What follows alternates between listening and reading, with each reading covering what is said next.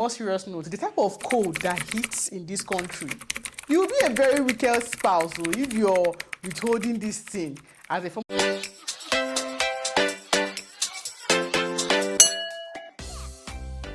Guys, welcome back to the channel. My name is Genevieve, and if you're seeing my face for the very first time, thank you for clicking on this video. Subscribe to my channel and be family, okay? Don't be a stranger. All right, guys, on today's video I'm going to be talking about some terrible things couples do to themselves, to one another in this country. That is really terrible, but I'm going to try to make it as calm as possible. But then people do terrible things to one another in this country and nobody's talking about it. So let me talk about it. So guys, before I started doing this video, I first of all asked my husband, what are the terrible things that I do to you in this country since we moved to this country? Like, I must have done things to you, maybe knowingly or unknowingly, that are really got to you. Can you share them with me? Because I didn't just want to do this research from people I don't know. I really wanted to hear from my spouse. And I don't know if I should take it seriously or not, but my husband, the first thing he mentioned, which turned out, if you see me looking down, please, I'm just looking into the book I have here, okay? So the first thing that this man mentioned, the very first thing this man mentioned, it was sex matter. Sex, well, I think generally every man thinks about sex like 24/7. That's normal. So he said sex, that's on some very cold, days that I don't bring action. After all the bola that I chopped in this 2023, this man is still accusing me of not bringing action. So my question right now is, are you sure you're not the one who is being terrible? Like, you want to have sex 24/7. You want to have sex every minute. Eh? You just walk about thinking about sex. Are you sure you're not the one being terrible? Anyway, on a more serious note, the type of code that hits in this country, you'll be a very wicked spouse if you're withholding this thing as a form of punishment. Now that we are talking about it, if you're withholding sex as a form of punishment to your spouse when this weather is like this, if you don't have the type of code, the extent of code and the conge it drops in the lives of men and women in this country, and then you feel like it's a good time for you to withhold sex. Not just that you're withholding sex from a place of maybe you're exhausted or you're tired, you're just being malicious, you're just vengeance, you're unleashing vengeance on your spouse. You're a wicked person. God will punish you. Stop it. And the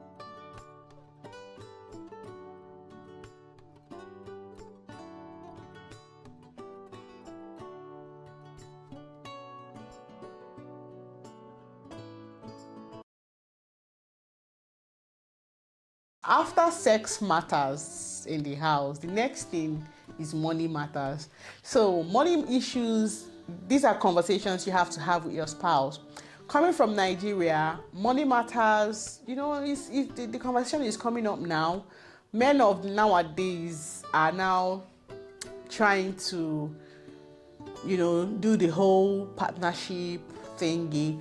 But our fathers didn't do partnership. Our fathers were the Odogus, where the women barely supported, but now it's a different thing altogether. But since we are embracing the Western world, that's where we are, and we are adopting the culture. It makes more sense. Women are going for equality, a lot of conversations around it. I think the whole thing should also apply to finances. So in my opinion, you'll be a terrible spouse if you allow the bulk or all of the financial obligations to be on one person. It's not a male or female thing.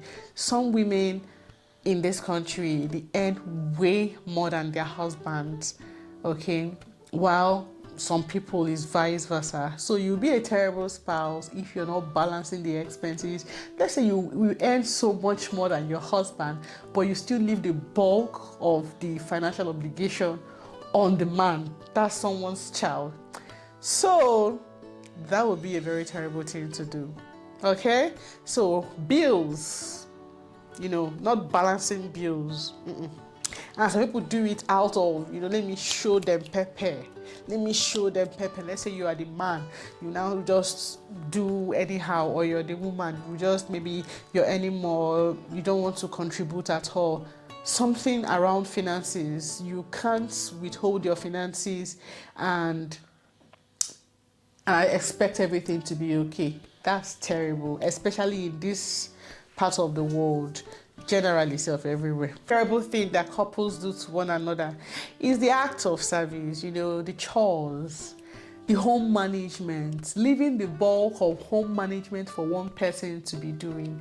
I don't know why anybody would want to do it, especially when the both of you are working. It's going to be different when one person is working full-time while the other person is, managing the home and the kids, assuming kids are involved, even when kids are not involved, So it's going to be terrible for one person to be allowed to do all the chores, cleaning the house, looking after the kids, cooking, and doing all of that. That's a terrible thing to do to your spouse. It is even more annoying when both of you are working. The both of you went out, came back together, and then you sit and think it's okay for the woman to just do the running around, that mommy in the kitchen, daddy in the kitchen watching ball, children in the garden playing, and then mommy in the kitchen cleaning. Whoever thought that rhyme needs to be flogged. Okay, all hands on deck. So you're a terrible spouse if you're allowing your partner or your husband or your wife to do all the work. That's terrible. The next thing that people do to themselves in this country that is very, very terrible is calling the cops on your spouse. I understand that there are some circumstances, especially when it's a life-threatening situation, there is violence, and you feel like your life is in danger if you do not report to the police. That's a totally different thing. But I also know I've heard stories of women who do not necessarily find themselves in the place of danger, but because they feel like they want to, hunt the man or do something to the man, they call the cops and, paint pictures of things that may not be existing, or over-exaggerate things, blow them out of proportion to get whatever it is, satisfaction or whatever they want to gain or achieve from that particular act. That's a very terrible thing to do.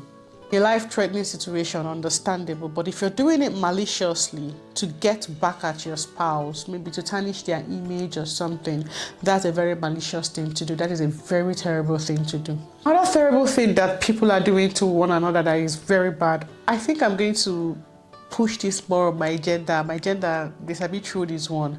Situations where the issues are life-threatening, I can understand it. There's no one deserves to be in a relationship where their life is in danger or constantly in danger.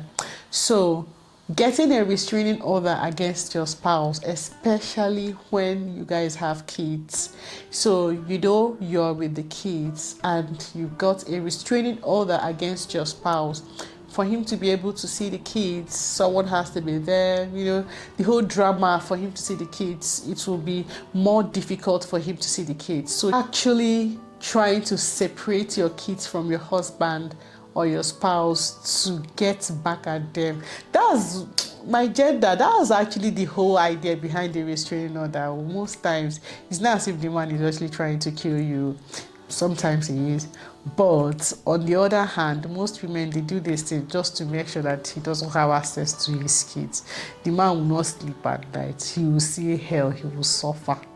My gender. Repent. Next is emotional abuse and neglect. I recently saw a post on Mr. Swebi, right, where the woman was talking about how she's been waiting for a child for the past 3 years of their marriage, right? She just moved to Canada with her husband. She works and the husband works. Before she got pregnant, it was just two of them and she was doing all the chores, all of it. She was doing all of it and she was fine with it. But now she's pregnant and the pregnancy is just, you know, hitting her hard, and the husband is just expecting her to cook. For a woman who keeps throwing up and not eating, she's losing weight. You expect her to cook, you expect her to clean and serve you. And then the man will be saying things like, are you the first person to get pregnant? It has to do with you, it's always different. You know, all of that thing, all of those things are the things the husband was just saying to her. That's a very serious emotional abuse. You can imagine pushing your spouse to the point where they are seeking recourse from social media. Okay, I saw a lot of advice on the comments to her. Pretend to faint, pretend to do this, you know, speak to your doctor, tell your doctor to speak to him, a lot of things. But my question is, why would you drag somebody to that extent? That's a very terrible thing to do to your spouse. Your wife is pregnant, for crying out loud. Help! How else are we supposed to say it? How else? Before they will come for me in the comments and say that everything that, okay, someone commented on my video that this video should actually be how men should behave in the UK. That was what someone commented on my video. I said that's the interpretation you got, but it's up to you to behave well, Sha. So if such videos get to you, you need to check your life. I've succeeded in mentioning 8 terrible things that couples in the UK do to one another as, you know, payback or revenge. Guys, I'm sure that the list is not exhausted. I didn't exhaust the list. But if there are other things that I missed out while, you know, doing this video, please let me know in the comments. If you are married, can you tell me some of the terrible things that you've done maybe to get back at your spouse? Let's talk about these things and stop them, okay? Thank you so much for watching. I appreciate it. If you've watched to this point, thank you. You're definitely family. Please consider subscribing to my channel, and, you know, I'll see you in my next video. Bye.